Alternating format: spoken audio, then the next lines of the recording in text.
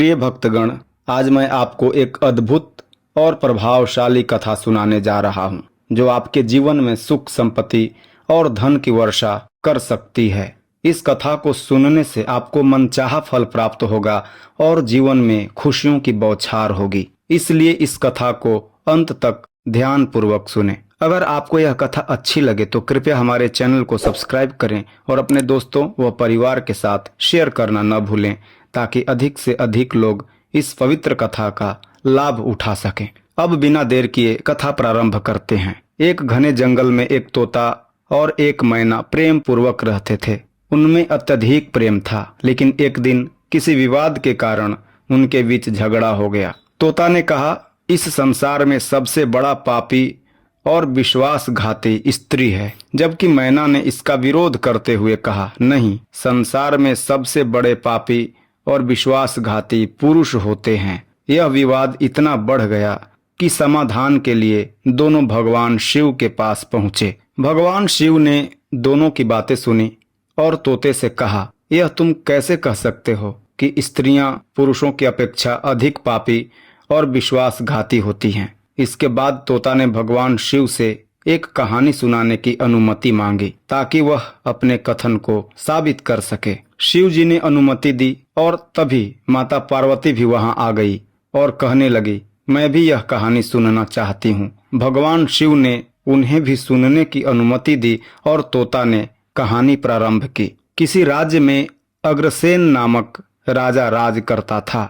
उनके 4 बेटे थे और उनमें सबसे बड़ा बेटा चंद्रसेन था, जो न केवल प्रतापी था बल्कि बहुत ही सुंदर और बुद्धिमान भी था।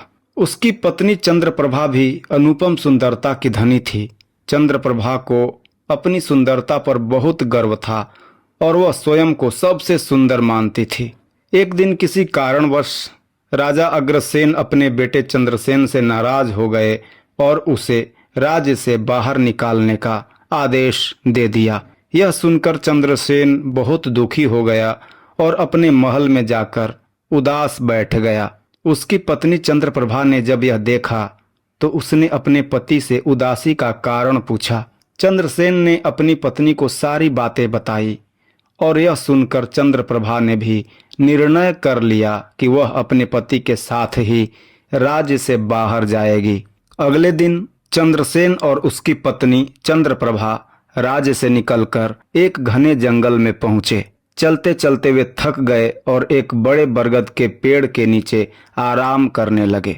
थोड़ी देर बाद वहीं एक विषैला सर्प आया और उसने चंद्रप्रभा को काट लिया। चंद्रप्रभा की मृत्यु हो गई और यह देखकर चंद्रसेन का हृदय टूट गया। उसने अपनी पत्नी की चिता जलाने का निर्णय लिया और जंगल से लकड़ियां इकट्ठा करने लगा। उसी समय स्वर्ग से एक देवदूत प्रकट हुआ। उसने चंद्रसेन के दुख को देखकर उससे पूछा, तुम क्यों रो रहे हो? तुम्हारा दुख क्या है? चंद्रसेन ने अपना सारा हाल देवदूत को बताया और यह सुनकर देवदूत ने कहा, तुम्हारी पत्नी को जीवित करने का एक उपाय है। अगर तुम अपनी शेष आयु का आधा हिस्सा अपनी पत्नी को दान कर दो तो वह फिर से जीवित हो सकती है। चंद्रसेन ने देवदूत की बात मान ली और अपनी पत्नी के पैरों पर पानी डालकर उसे जीवित कर दिया। लेकिन देवदूत ने उसे यह चेतावनी दी कि अगर भविष्य में उसने इस संकल्प को वापस लिया तो उसकी पत्नी तुरंत मर जाएगी। चंद्रसेन ने यह बात अपनी पत्नी से छिपा ली और दोनों आगे बढ़ गए। कुछ दिनों बाद वे एक फकीर की कुटिया पर पहुंचे। फकीर बहुत ही सुंदर और आकर्षक था। जब चंद्रसेन पानी लेने गया तो चंद्रप्रभा फकीर की सुंदरता पर मोहित हो गई। उसने फकीर से कहा, मैं तुम्हारे साथ रहना चाहती हूँ। फकीर ने कहा, अगर तुम अपने पति को कुएं में धकेल दो तो तुम मेरे साथ रह सकती हो। चंद्रप्रभा ने ऐसा ही किया और अपने पति को कुएं में धकेल दिया। चंद्रसेन ने किसी तरह एक जंजीर पकड़ ली और कुएं में गिरने से बच गया। संजोग से वहां से गुजर रहे बंजारों के एक काफिले ने उसे बचा लिया। चंद्रसेन ने बंजारों को अपनी पूरी कहानी सुनाई और बंजारों ने उसकी सहायता की। बंजारों के साथ रहकर चंद्रसेन ने नए राज्य में काम की तलाश की और धीरे धीरे वह एक धनी व्यापारी के यहाँ नौकरी करने लगा। अपनी मेहनत और ईमानदारी से उसने व्यापारी का दिल जीत लिया और वह जल्द ही उस व्यापारी का मुख्य मुनीम बन गया। उधर चंद्रप्रभा फकीर के साथ खुशहाल जीवन जीने लगी। फकीर ने उसे नाचने गाने का हुनर सिखाया और वह अपने राज्य की प्रसिद्ध नृत्यांगना बन गई। एक दिन शहर में राजा के दरबार में एक बड़ा नृत्य आयोजन हुआ, जिसमें सभी प्रमुख व्यापारी और सेठ आमंत्रित थे। चंद्रसेन भी उस नृत्य आयोजन में शामिल हुआ, जहां उसने अपनी पत्नी चंद्रप्रभा को नाचते हुए देखा।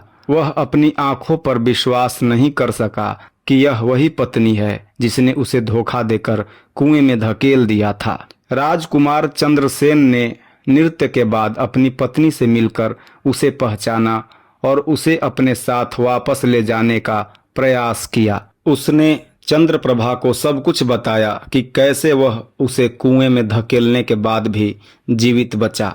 लेकिन चंद्रप्रभा को अब अपने किए पर कोई पछतावा नहीं था। उसने साफ मना कर दिया कि वह अब चंद्रसेन के साथ नहीं जाना चाहती। यह सुनकर चंद्रसेन ने अपने जीवन को नई दिशा देने का निर्णय लिया। उसने अपने शेष जीवन को सच्चाई और ईमानदारी के साथ जीने का व्रत लिया।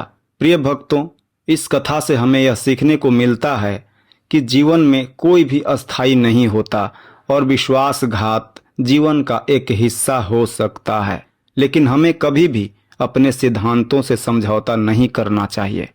चंद्रसेन ने अपनी पत्नी के विश्वासघात के बाद भी जीवन में हार नहीं मानी और अपने जीवन को एक नई दिशा दी। इसलिए अगर आप भी जीवन में किसी कठिन परिस्थिति का सामना कर रहे हैं तो धैर्य रखें और अपने जीवन को सच्चाई और ईमानदारी के साथ जिएं। भगवान आपके साथ हैं और समय के साथ सब ठीक हो जाएगा। प्रिय श्रोताओं, अगर आपको यह कथा पसंद आई हो तो कृपया हमारे चैनल को सब्सक्राइब करें और लाइक व शेयर करें, ताकि अधिक से अधिक लोग इस ज्ञानवर्धक कथा का लाभ उठा सकें। धन्यवाद।